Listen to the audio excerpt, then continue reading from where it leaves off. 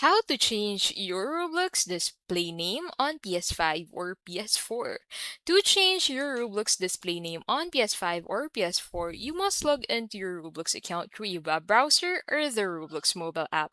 This setting is not available directly on the console.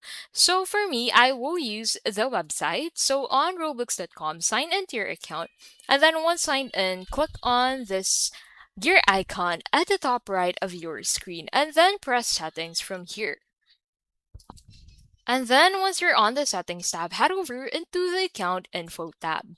And then under the account info, you'll be able to find your display name. So you'll be able to find a pencil at the right side of your display name. Click on it to change your display name. So take note that your display name can only be changed once every 7 days. So you can go ahead and create the new display name that you want to use on PS5 or PS4 on this section, and then click on the save button to save the changes for your account. And that is how you can basically change your Roblox display name on PS5 or PS4.